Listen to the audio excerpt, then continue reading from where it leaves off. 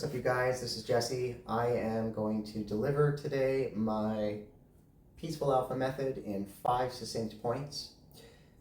This is not so much about dog training, although I am a dog trainer, dog behaviorist. This is about leadership, a role that you play with your dog, but also a role that you play in life.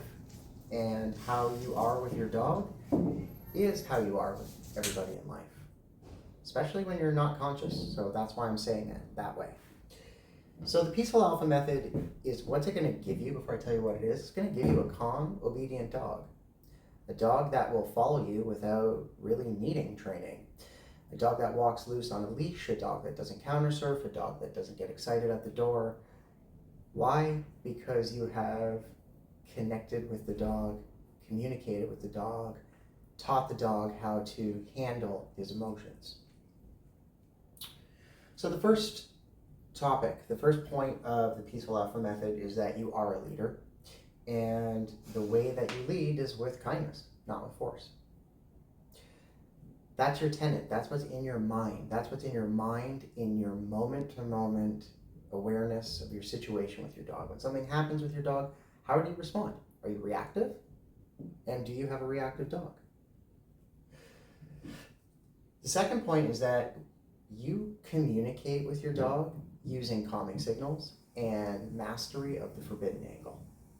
You embody the body language of an alpha cat, and you don't turn this off. This is on 24/7. It means you've studied calming signals, you've thought it through. You understand the basic premise of it, that actions create feelings, and dogs are using calming actions to create calm in them and in you. And you've thought it through enough to kind of go, oh, okay, in this situation, this is what they mean. This is why they're calming me down. Oh, I'm reaching over top of them, okay? When you actually have like a pretty good understanding of this language and you use it, you're starting to get pretty good, your dog just shifts. Your dog shifts automatically, and 80% of your problems go away, because now your dog looks at you as someone who can actually protect them, provide them with safety, provide them with structure. It's not that you weren't doing it before, it's that you weren't doing it 24/7 before. You were checking in, you were checking out, you were on your phone, assuming the body language of a checked out leader, stressing your dog out, oblivious to the signals that your dog's giving you. Your dog starts barking out the window, then you overreact, boom. You don't really have a lot of earned respect when you behave that way from your dog. True fact. Once you lead with kindness and you can communicate with the signals and the angles, you're going to use that to start to control resources, because when you can control the resources, you control the energy. Period. So what's a resource? A resource to me is anything that your dog would fight over or your dog would guard over. So it doesn't have to be just food. It doesn't have to be just the dog toy. It could be the bed. It could be the sock. It could be something in front of the home. Think about it from the framework of how does this particular thing stimulate my dog? Territory awareness, fourth point.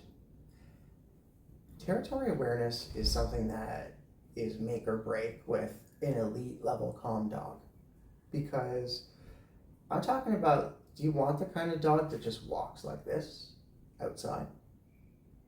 All the animals at the zoo are like that. All the animals in the forest are like that. All our dogs out on the leash in the city. Okay, so what's happening in their nervous system? What are they feeling so that they're acting that way? That's what the Peaceful Alpha method gets to. That's where it talks to.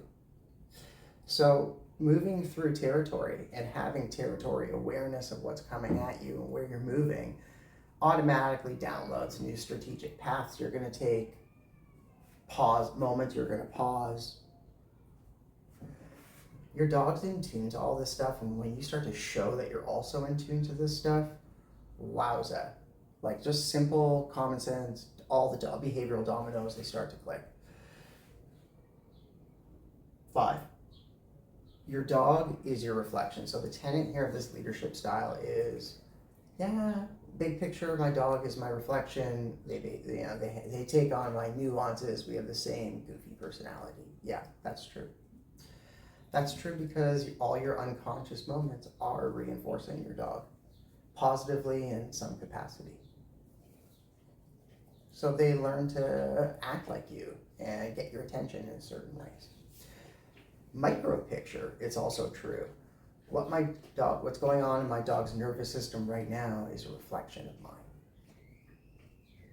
If I'm checked out, if I'm stressed, if I'm responding to emails and I'm checked out and I'm stressed, and the pizza guy comes and I didn't react, I'm acting aloof in the wrong moment, of course that's going to be chaotic in my dog's nervous system.